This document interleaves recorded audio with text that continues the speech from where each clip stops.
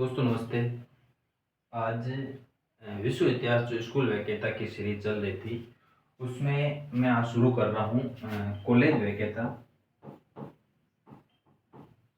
College वैकेता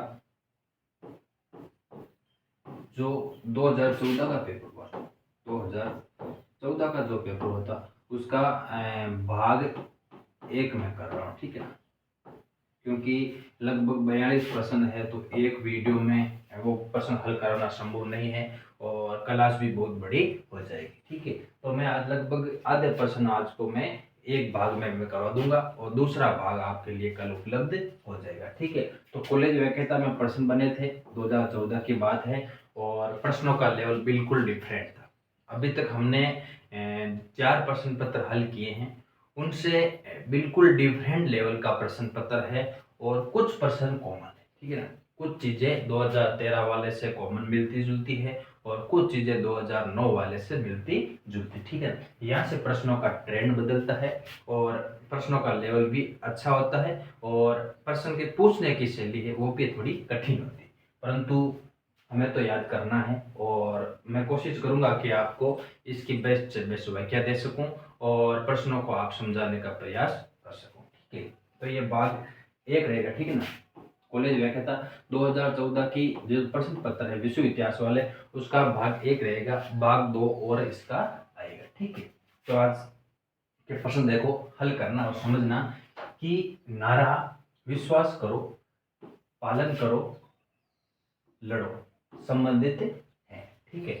अब देखो होता है क्या है कि प्रथम विश्व युद्ध होता है। प्रथम विश्व युद्ध के बाद हम देखते हैं कि इटली, प्रथम विश्व युद्ध के बाद हम देखते हैं कि इटली में होता है मुसोलिनी, मुसोलिनी, मुसोलिनी, ठीक है ना। इटली में होता है मुसोलिनी और मुसोलिनी क्या करता है, फांसीवाद की स्थापना करता है, ठीक है ना। फांसीवाद क्या है, विचारधारा। फांसीवाद क्या है, एक विचारधारा, ठीक है।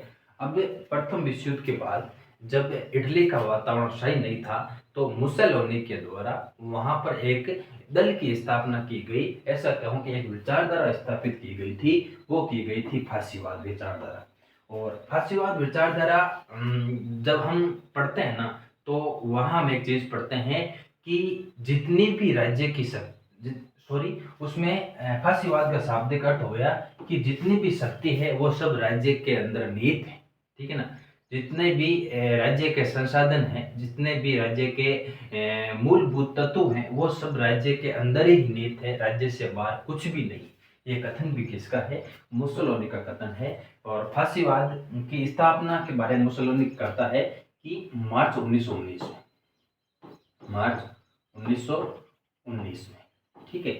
मार्च 1919 में मुसोलिनी क्या करता है कि फांसीवादी विचारधारा के एक दल के रूप में स्थापित करता है और दल के रूप में स्थापित करता है तो फिर उसको कहते हैं दुच्चे। ये प्रसंग भी मैंने आपको बता दिया। दुच्चे का मतलब हो गया कि शिखर नेता।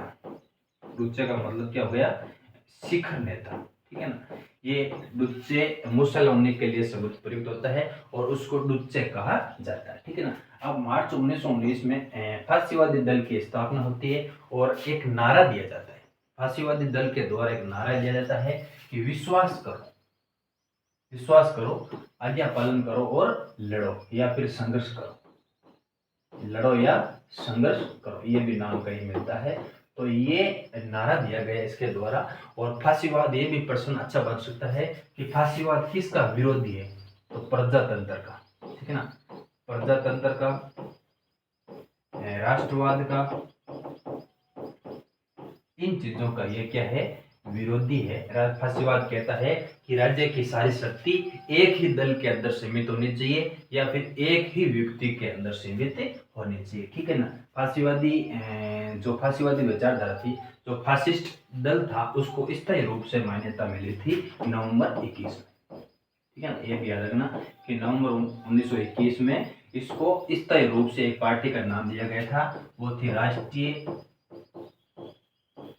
फांसीवादी पार्टी, राष्ट्रीय फांसीवादी पार्टी। इसको एक राजनीतिक पार्टी के रूप में दर्जा दिया गया था नवंबर 1921 में, जबकि एक फासीवादी पार्टी के रूप में स्थापना की गई थी मार्च 1919 में मुसोलिनी के द्वारा। ठीक है, तो ये फासीवादी विचारधारा का ये नारा है कि विश्वास करो, आज्ञा पालन करो और लड़ो या फिर संघर्ष करो। ठीक है, अच्छा प्रश्न है। अगला प्रश्न देखो। हाँ ठीक है, थोड़ा छोटा कर देता हूँ। ठीक है।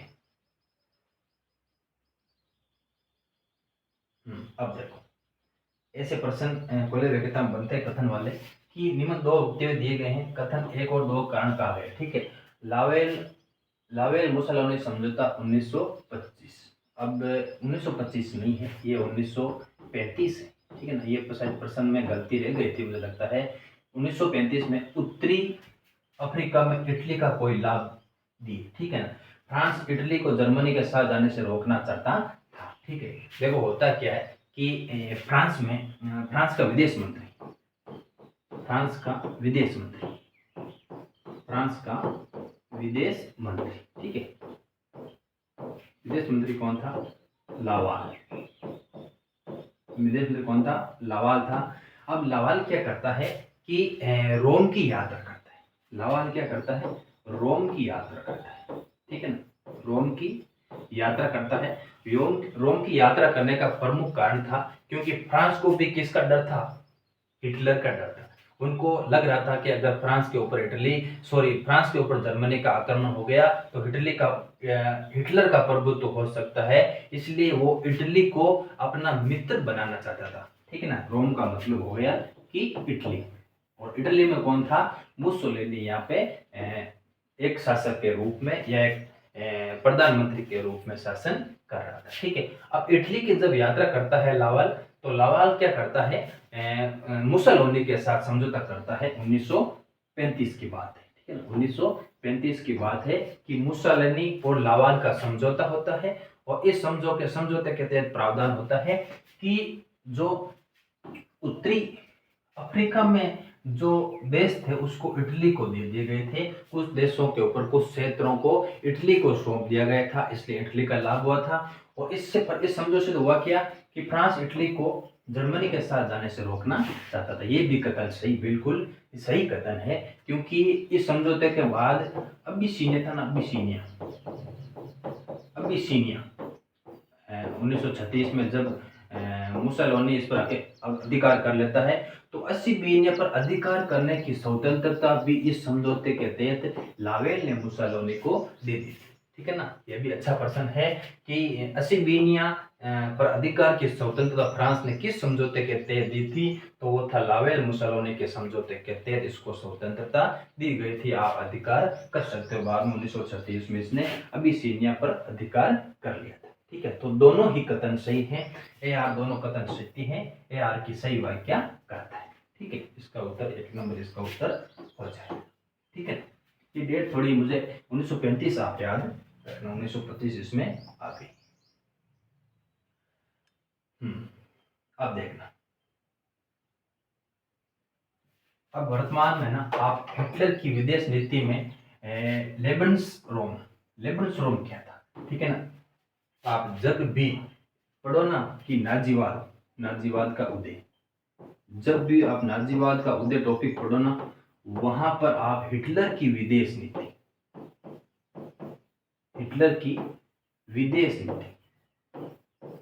कंप्लीट पढ़ लेना। हर बार परीक्षा में प्रश्न यही से बनता है। 2 या 3 प्रश्न यहाँ से हिटलर के बनने लग गए हैं, चाहे उसकी विदेश नीति हो, चाहे उसके राइनलैंड पर राइनलैंड का अधिकार की प्राप्त हो, या फिर जर्मनी का निशस्त्रीकरण की वापस प्राप्ति हो, या फिर रोम बर्लिन दूरी, या फिर रोम बर्लिन टोक्यो दूरी, ये या फिर फुलादी समझौता। ठीक है, तो वे विदेश नीति आप जरूर याद रखना, और विदेश नीति के जितने भी शब्द भी आप याद रखना कि इसका अर्थ क्या होता है। तो नाजीवाद जब भी पढ़ो तो हिटलर की विदेश नीति आप कंप्लीट पढ़ लेना, यहाँ से प्रश्न बनता ही बनता है। ठीक है, अब प्रश्न कह रहा है कि विदेश नीति में लेबन्सरोम का क्या अर्थ है? लेबन्सरोम का अर्थ हो गया कि अधिक से अधिक भू क्षेत्र प्राप्त करना, अधिक से अधिक भू क्षेत्र प्राप्त करना, भू क्षेत्र प्राप्त करना, ठीक है ना। ये नीति विशेषतर एक तो चेकोस्लोवाकिया, चेकोस्लोवाकिया, ऑस्ट्रिया,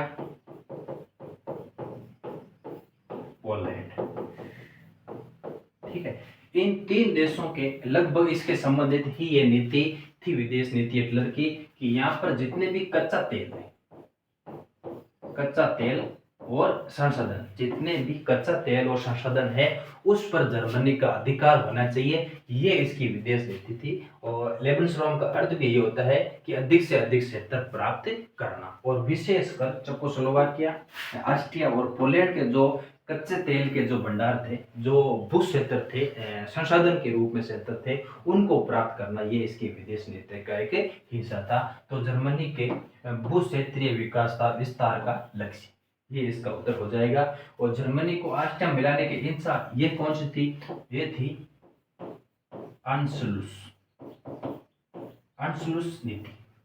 ये भी प्रश्न आगे बना था परीक्षा में कि अंशलुस नीति का क्या तात्पर्य है हिटलर की विदेश नीति में, तो वो ऑस्ट्रेलिया को जर्मनी में मिलाने की इच्छा क्या कहलाती है, अंशलुस नीति कहलाती है। और लेबेनस्ट्रॉम, इसका अर्थ क्या हो गया कि जर्मनी के भू क्षेत्र का विस्तार करना, और भू क्षेत्र का विस्तार का हो गया कि चेकोस्लोवाकिया, ऑस्ट्रेलिया और पोलैंड के जितने भी कच्चे तेल के भंडार थे, जितने भी संसाधन थे, उनको प्राप्त करना जर्मनी हिटलर का लक्ष्य था, ठीक है। तो जब भी पढ़ो आप विदेश नीति कंप्लीट हिटलर की तैयार करना, ठीक है। अगला प्रश्न देखो, ये अच्छा प्रश्न है, इसको आप थोड़ा समझना कि नवंबर 1936 को साम्यवाद विरोधी समझौता, साम्यवाद विरोधी समझौता, इसको इंग्लिश में देखो कहते हैं, ये नाम भी आप जरूर याद रखना, एंटी कोमिंटर्न पैक्ट, एंटी कोमिंटर्स पैक्ट, इसको इंग्लिश में भी ये भी कहते हैं, ठीक है। अब होता क्या है कि आप यहाँ से थोड़ा समझना कि बात है 25 नवंबर की, बात है 25 नवंबर 1936, ठीक है। होता क्या है कि बर्लिन, बर्लिन और टोक्यो, बर्लिन और टोक्यो, मतलब बर्लिन का मतलब हो गया जर्मनी, टोक्यो मतलब हो गया जापान, ठीक है। बर्लिन टोक्यो दूरी, होता क्या है, और विशेषकर यह समझौता किसके विरुद्ध किया गया था, यह भी याद रखना, साम्यवादी विरोध का मतलब हो गया कि रूस की, होता क्या है कि रूस की जो साम्यवादी विचारधारा थी उसके प्रसार को रोकने के लिए जर्मनी और जापान ने मिलकर एक समझौता किया था, उस समझौते को कहते हैं साम्यवादी विरोधी समझौता कहा जाता है। और ये होता है 25 नवंबर 1936 को ये समझौता होता है, और ये समझौता ही कहलाता है कि बर्लिन और टोक्यो दूरी कहलाती है। और फिर क्या होता है 6 नवंबर, डेट याद रखना, 6 नवंबर 1937 की बात है, रोम भी शामिल होता है। रोम का मतलब हो गया इटली, इटली का मतलब हो गया मुसोलिनी, ठीक है, इटली का मतलब हो गया मुसोलिनी हो गया। अब ये क्या बन गई, बर्लिन, टोक्यो और रोम दूरी, ये 3 इंच समझौते के बीच में शामिल हो गए थे। तो ये फिर कहने लगे कि रोम, बर्लिन और टोक्यो दूरी कब बनी थी, तो 6 नवंबर 1937 को बनी थी।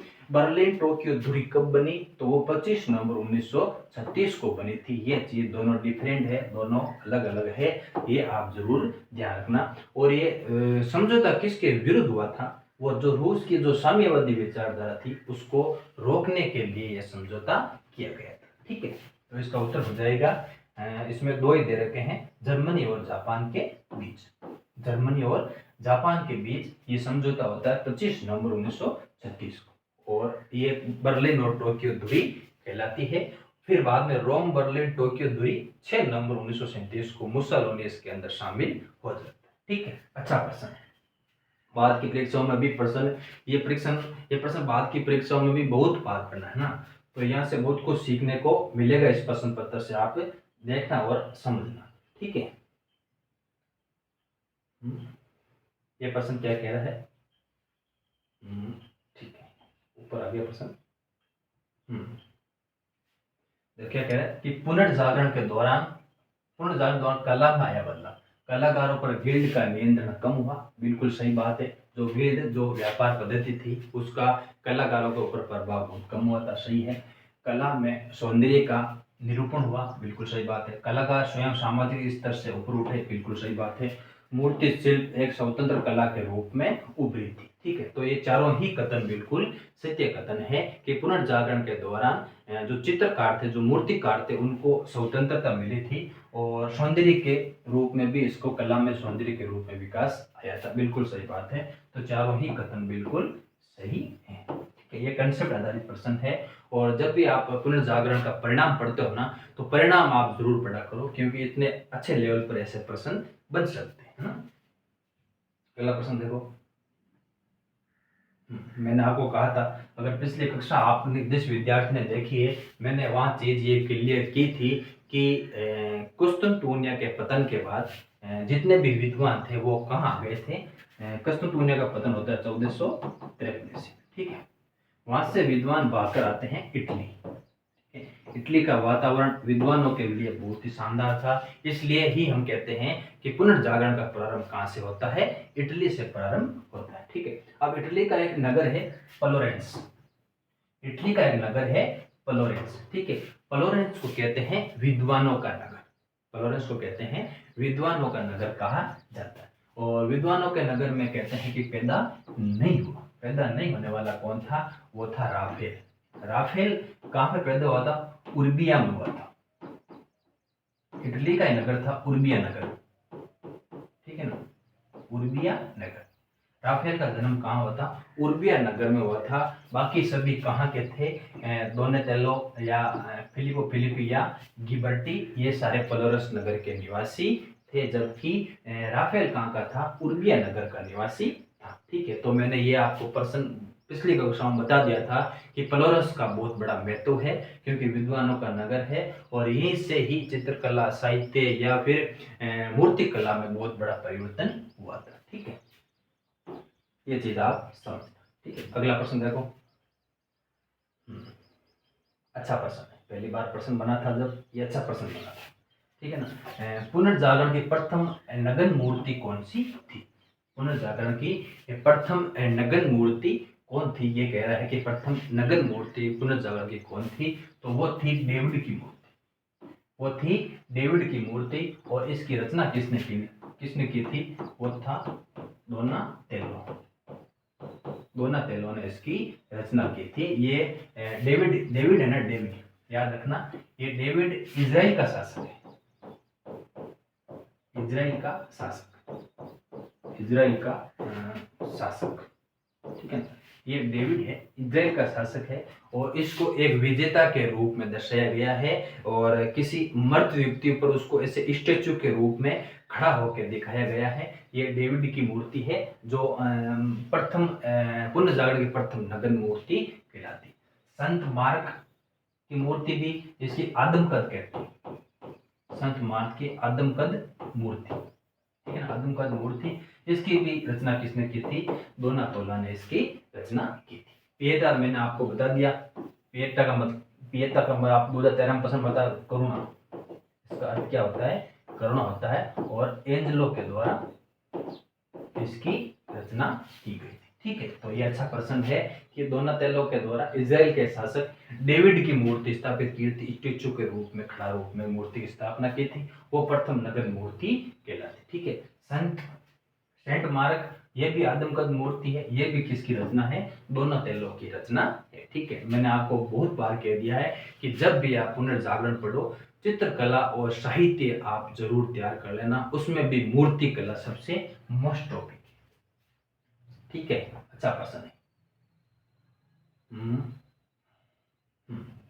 मैंने कहा ना, पुनर्जागरण जब भी पढ़ो, साहित्य और चित्रकला, मूर्ति कला कंप्लीट तैयार करना, हर बार प्रश्न बनता ही बनता है और टॉपिक यही है, फिर प्रश्न नया कहाँ से बनेगा।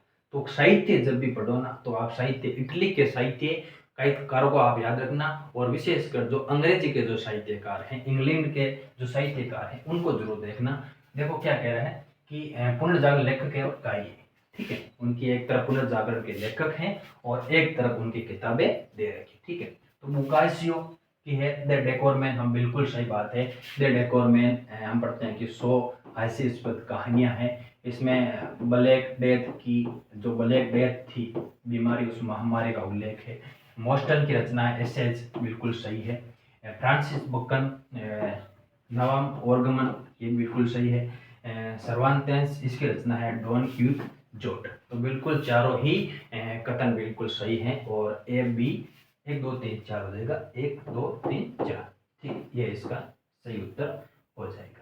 ठीक है ना। तो मैंने आपको बता दी, पुनर्जागरण जब भी पढ़ो साहित्य और चित्रकला मूर्ति कला के बारे में आप कंप्लीट पढ़ना, प्रश्न बनता ही बनता है ना। ये अच्छा प्रश्न देखो, मैंने कहा ना कि पिछली कक्षाओं में मैंने आपको बताया था, पिछले कक्षाओं में अभी तक यही पूछा गया कि अमेरिका में प्रथम ब्रिटेन बस्ती कौन थी। ठीक है ना, ये आपको मैंने चीज बता दी थी, वो थी वर्जीनिया। ठीक है ना। अब प्रश्न ये कथन मिलाने वाला आ गया कि कौन सी बस्ती की स्थापना किसने की थी। ठीक है, तो प्रश्नों का लेवल वही है, प्रश्न की शैली वही है, बस्तियों का प्रश्न बनता ही बनता है, चाहे प्रथम यूरोपीय बस्ती हो इंग्लैंड अमेरिका में, या फिर अमेरिका के जो इंग्लैंड के अंदर जो बस्तियां है। ठीक है, पूछ रहा है कि बस्तियों संस्थापकों सम्मिलित थी, नहीं नहीं पूछ रहा है। तो मैरीलैंड, लॉर्ड बाल्टीमोर बिल्कुल सही है।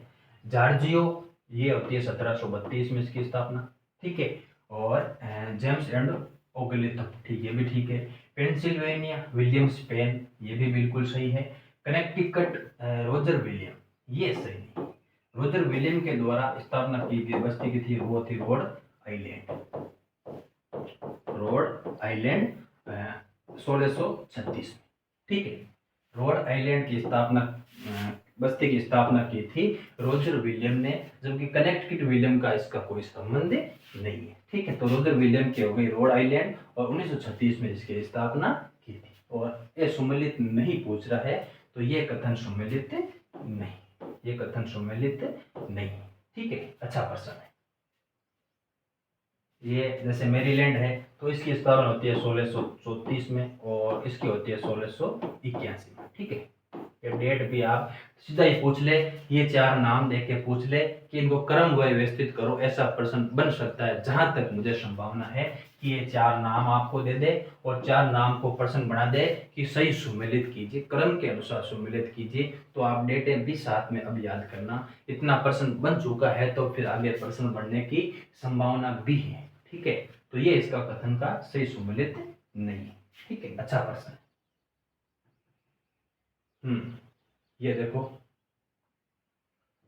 ये कंसेप्ट होते हैं विद्यार्थियों को, कंसेप्ट के लिए होते हैं। जब भी आप जैन माथुर पढ़ो ना, जब भी आप जैन माथुर पढ़ते हो, जब भी आप जैन माथुर पढ़ते हो, तो मुझे नहीं लगता कि कोई दिक्कत आएगी। और अरविंद भास्कर पढ़ रहे हो ना, तो भी कोई दिक्कत नहीं है कि स्कूल वगैरह कॉलेज वगैरह में बुकें पर्याप्त है। ठीक है, प्रश्न पूछ रहा है कि कौन सा कारण कथन का गया कि प्रोस्टेट आंदोलन का मूलभूत सिद्धांत कैथोलिक पुजारीवाद पर आपत्ति थी। बिल्कुल सही बात है, क्योंकि प्रोस्टेट आंदोलन का मुख्य उद्देश्य भी यही था कि कैथोलिक में सुधार करना। ये तो चलो एक धर्म के रूप में स्थापित बाद में हो गया, परंतु जब मार्टिन लूथर ने जब मार्टिन लूथर ने सॉरी लूथर ने जब प्रोस्ट जो था ना, कैथोलिक आंदोलन, जो कैथोलिक धर्म था, कैथोलिक अंदर धर्म के अंदर जो बुराइयां आ गई थी ना, उनको बुराइयों को लोगों के सामने लाने के लिए, उसको समाप्त करने के लिए लूथर का प्रयास था। परंतु बाद में प्रोटेस्टेंट आंदोलन एक धर्म के रूप में स्थापित हो गया था, वो अलग बात है। परंतु पहला कथन बिल्कुल सही है, क्योंकि ये चीज कह रहा है कि प्रोटेस्टेंट आंदोलन का मूलभूत सिद्धांत यही था कि कैथोलिक पुजारीवाद का आपत्ति थी। ठीक है ना, इनको पोप वचन पत्रों के द्वारा लूथर ने विरोध करना शुरू किया था, क्योंकि पोप की इतनी संपत्ति हो गई थी, इतना ऐशो आराम वो जीवन जी रहे थे, इसलिए उनको पुजारीवाद से प्रॉब्लम थी। प्रोटेस्टेंट आंदोलन ने सार्वभौम पुजारीवाद के सिद्धांत का समर्थन किया था। ये भी बिल्कुल सही कथन है। ठीक है, तो दोनों सत्य हैं और ए आर सही की व्याख्या करता है। ठीक है, इसका ये उत्तर हो जाएगा। अगला प्रश्न देखो, ये प्रश्न देखना, ये भी अच्छा प्रश्न कि मार्बर्ग विवाद या मार्बर्ग कोलोक्यूम क्या था, ठीक है। अब ये प्रश्न बना है, पूछ रहा है कि मार्बुर्ग विवाद क्या था। तो हम पढ़ते हैं कि हम जब पुनर्जागरण धर्म सुधार आंदोलन पढ़ते हैं ना, जब हम धर्म सुधार आंदोलन पढ़ते हैं तो वहां पर होता क्या है कि एक तो होता है लूथर, ठीक है, एक होता है लूथर, एक होता है जिगवेली, एक होता है लूथर, एक होता है जिगवेली, ठीक है। अब होता है क्या है कि ईसा मसीह की मृत्यु के बाद जो रात्रि भोज होता है, ईसा मसीह की मृत्यु के बाद जो रात्रि भोज होता है ना, रात्रि भोज में होती है सार्वजनिक प्रार्थना, सार्वजनिक प्रार्थना, समझना आप, सार्वजनिक प्रार्थना होती है रात्रि भोज में। और सार्वजनिक प्रार्थना में कहा जाता है कि जो प्रसाद होता है ना, ब्रेड और सूरा, ब्रेड और सूरा, रात्रि भोजन में या सामूहिक प्रार्थना के बाद जो प्रसाद दी जाती है ना, उस प्रसाद में कहते हैं कि ब्रेड तो क्या होता है मांस में बदल जाता है और सूरा बदल जाता है रक्त में, सूरा बदल जाता है रक्त में। अब दोनों के बीच में विवाद क्या था, यही कह रहा है कि मार्बुर्ग विवाद क्या था। तो लूथर और जिगवेली के मध्य जो सामूहिक प्रार्थना होती थी, सार्वजनिक प्रार्थना या सामूहिक प्रार्थना, उसका जो रात्रि भोज के समय जो प्रसाद देते थे ब्रेड और सूरा, इनका परिवर्तन होता था मांस और रक्त में। अब लूथर क्या कहता है कि जो ये परिवर्तन होता है ना, लूथर क्या कह रहा है कि जब ये परिवर्तन होता है ना तो ईसा मसीह स्वयं उपस्थित होते हैं, ईसा स्वयं उपस्थित होते हैं। ईसा, लूथर क्या कहता है कि रात्रि भोज में ईसा स्वयं उपस्थित होते हैं, जबकि जिगवेली क्या कहता है कि सिर्फ और सिर्फ ईसा की आत्मा उपस्थित होती है, सिर्फ और सिर्फ ईसा की आत्मा उपस्थित होती है, जबकि लूथर कहता है कि स्वयं ईसा उपस्थित होते हैं, शरीर सहित उपस्थित होते हैं। तो ये विवाद था दोनों के बीच में, और दोनों के बीच में विवाद को सुलझाने के लिए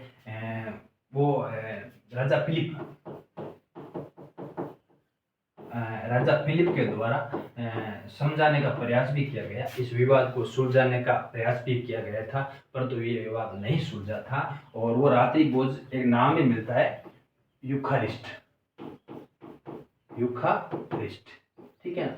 तो ये रात्रि भोज को हम यूखारिस्ट भी कहते हैं, इसी वजह से इनके दोनों के बीच में विवाद था। ऑप्शन कहीं भी मिल जाए ना, या यूखेरिस्ट मिल जाए या सामूहिक प्रार्थना को लेकर विवाद मिल जाए, तो इन दोनों के मध्य ये विवाद था। लूथर कहता है कि ईसा स्वयं उपस्थित होते हैं, और जिगवेली कहता है कि ईसा की सिर्फ आत्मा उपस्थित होती है, ईसा स्वयं उपस्थित नहीं होते।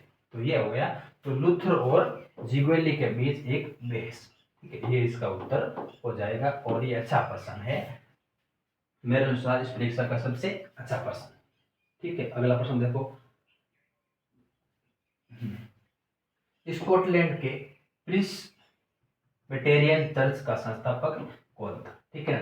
तो हम जब पढ़ते हैं ना कोलविनवाद, तो कोलविनवाद विचारधारा से प्रभावित होकर स्कॉटलैंड में इस चर्च की स्थापना करने वाला कौन था, वो था जॉन नॉक्स के द्वारा स्कॉटलैंड में प्रेस्बिटेरियन चर्च की स्थापना की थी। और ये किस विचारधारा से प्रभावित था, ये कोलविन विचारधारा से प्रभावित, ठीक है ना। तो धर्म सुधार आंदोलन जब भी पढ़ो तो उसके जो सिद्धांत थे, जो उनके चर्च के प्रति जो नीतियां थी, या फिर उसके बाद में जो प्रति धर्म सुधार आंदोलन शुरू होता है, वो भी यहाँ से अच्छे प्रश्न बनते हैं, ठीक है। फिर कोलविनवाद का फ्रांस में हुगोनोट कहलाता है, फिर ब्रिटेन में जाते हैं, और फिर स्कॉटलैंड या फिर कहें कि स्विट्जरलैंड, वहां भी कोलविनवाद का विस्तार हुआ था, ठीक है। अच्छा प्रश्न,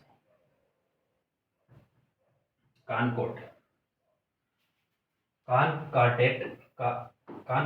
था, ठीक है ना, कानकाटेट था। अब होता क्या है कि नेपोलियन जब फ्रांस के अंदर सत्ता प्राप्त करना चाहता है, तो वहां सबसे बड़ी एक समस्या थी कैथोलिक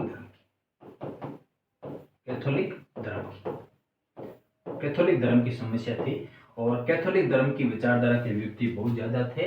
तो तो नेपोलियन क्या करता है कि 1801 में पोप पायस सप्तम, ठीक है, पोप पायस सप्तम के साथ वो एक समझौता करता है और वो समझौता कहलाता है कॉनकॉर्डेट समझौता कहलाता है, या इसे कहो कि धर्म संधि, इसको हिंदी में कहते हैं धर्म संधि, ठीक है ना। इस धर्म संधि के द्वारा क्या गया कि फ्रांस में एक सुविधा की गई धर्म संधि के द्वारा कि जितने भी कैथोलिक धर्म के लोग हैं उसको राजा तो धर्म नहीं चुन सकता, परंतु प्रजा को धर्म चुनने का अधिकार दिया गया, प्रजा को धर्म चुनने का अधिकार दिया गया, प्रजा को धर्म चुनने का अधिकार दिया गया था कि राजा तो धर्म नहीं चुन सकता, प्रजा जरूर अपना धर्म चुन सकती है। तो वो कैथोलिक धर्म के प्रति ये संधि की गई थी, ये धर्म संधि कहलाती है और ये 1801 में होती है और संधि करने वाला था पोप पायस सप्तम था, ठीक है। तो उत्तर देश हम निकाल लें तो उत्तर देखो, धार्मिक विरोधियों के विरुद्ध लड़ने का तो सेना बिल्कुल गलत है। कैथोलिक चर्च द्वारा संचालित धार्मिक अदालत, ये भी बिल्कुल गलत है। कैथोलिक चर्च और किसी देश के बीच विविध समझौता, ये इसका बिल्कुल सही अर्थ है, ठीक है। तो अच्छा प्रश्न है ये भी, प्रश्नों का यह लेवल बहुत शानदार होता है, तो जब भी पढ़ो एक अच्छे स्तर पर पढ़ा करो और जितना हो सके ऑथेंटिक पढ़ा करो।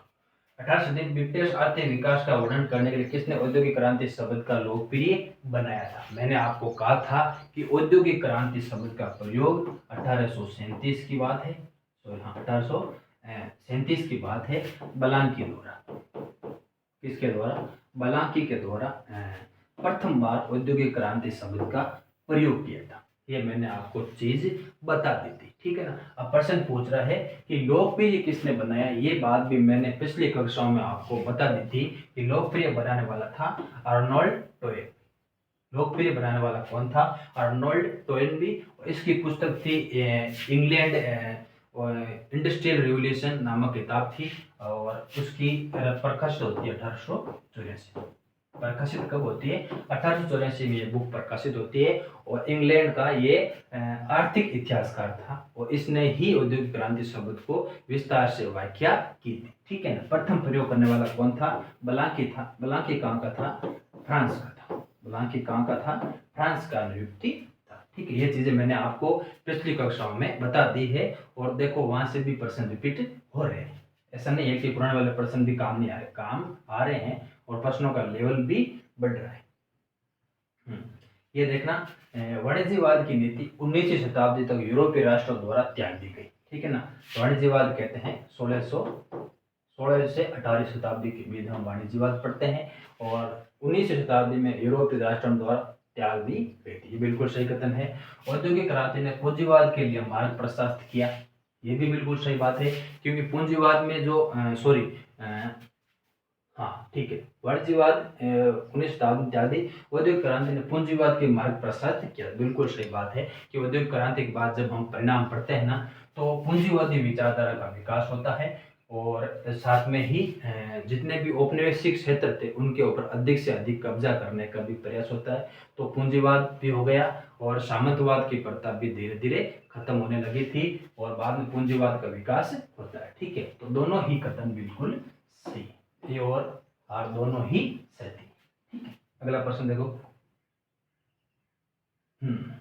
ये देखो मैंने आपको कहा है कि जब भी आप औद्योगिक क्रांति पढ़ो, गलत पूछ रहा है, जब भी आप औद्योगिक क्रांति पढ़ो जो कृषि के क्षेत्र में और जो उद्योग के क्षेत्र में जो परिवर्तन हुए थे वो मैंने आपको कहा था जरूर याद कर लेना और कोई भी ऐसी परीक्षा नहीं हो जहां से यहाँ से प्रश्न नहीं बनता है, तो ऐसा प्रश्न हर बार बनता है, इसलिए कंप्लीट आपको इसको पढ़ना है, अच्छे से इसको तैयार करना है, ठीक है। अब गलत पूछ रहा है हेनरी कोट पेडलिंग, ये बिल्कुल सही है, ये मुख्यतः लोहा गलाने की, ठीक है ना, लोहा गलाने की तकनीक थी, ठीक है ना। ये हो गया जोन के स्पेनिंग जेनी, मतलब स्पेनिंग जेनी की रचना की थी हरग्रीव्स ने, ठीक है ना। स्पिनिंग जेनी की रचना की थी हरग्रीव्स ने की थी, ठीक है ना। एडम कार्टराइट पावरलूम बिल्कुल सही है, व्हिटनी कॉटन जिन ये भी बिल्कुल सही है, परंतु स्पिनिंग जेनी की रचना हरग्रीव्स ने की थी, जॉन के ने नहीं की थी, ठीक है ना। तो जॉन के द्वारा की गई थी flying shuttle, flying shuttle, flying shuttle John के द्वारा किसकी स्थापना की गई थी? फ्लाइंग शटल की स्थापना की गई थी। जबकि स्पेनिंग जेनी किसकी थी? वो हरग्रीव्स की स्पेनिंग जेनी थी। और वही पूछा है कि कौन सा कथन बिल्कुल गलत है, गलत सुमेलित है, तो ये गलत हो जाएगा, ठीक है ना। तो जब भी पढ़ो इस टॉपिक में से आप जरूर जरूर तैयार कर लेना। हर बार प्रश्न बनता ही बनता है, चाहे मिलाने वाला पूछ ले, चाहे कॉमन पर्सन पूछ ले, खच्चर मशीन म्यूल का पूछ ले, कुछ भी पूछ ले, अगर वर्तमान में प्रश्न बनता है तो मुझे लगता है कि तारीख का बनेगा।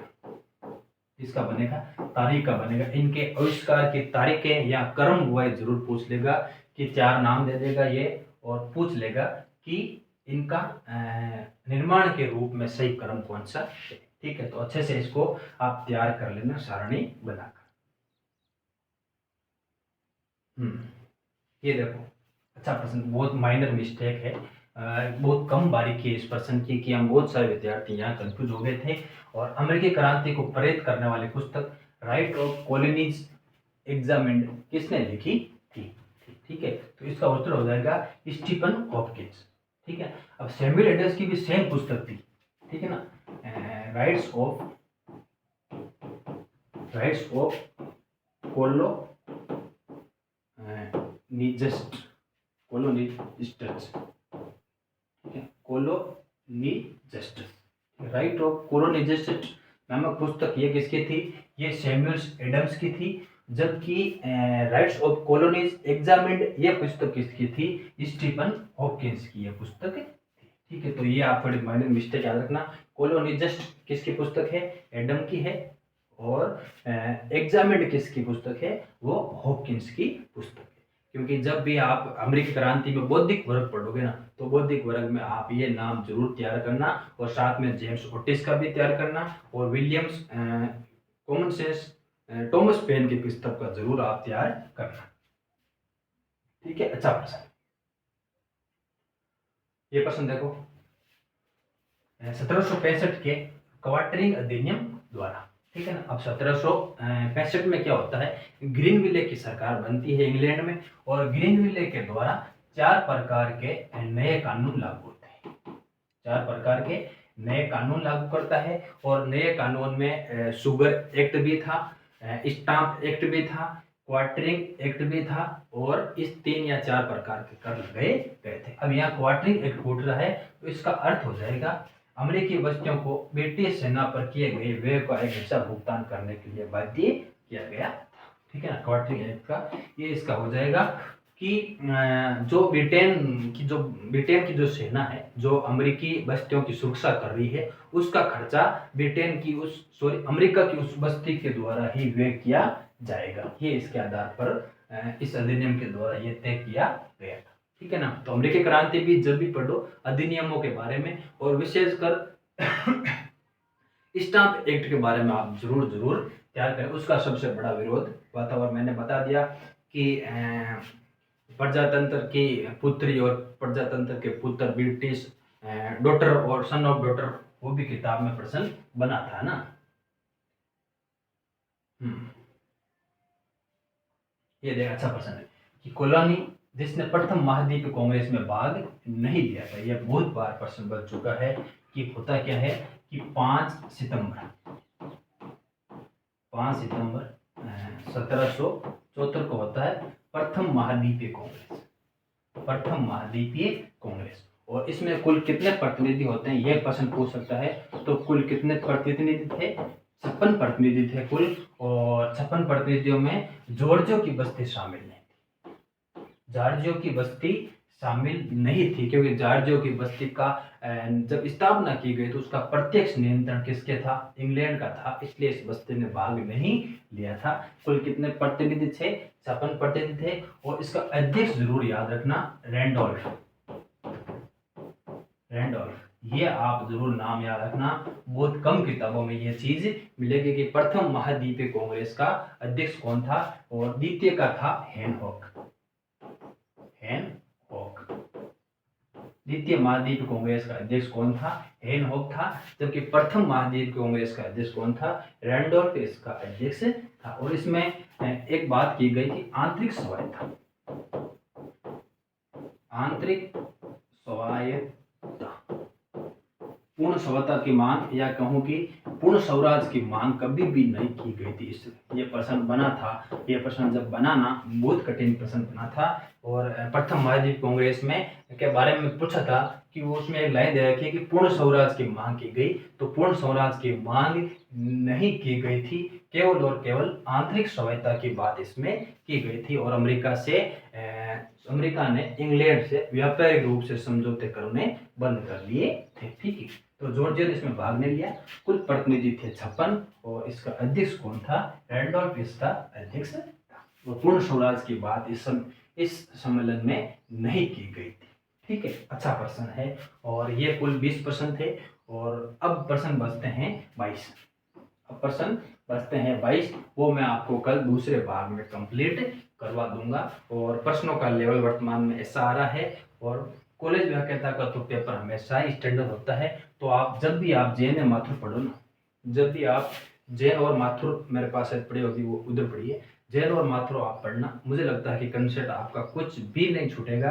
और अरविंद भास्कर पढ़ रहे हो तो भी आप पर्याप्त है। तो आज के लिए इतना ही।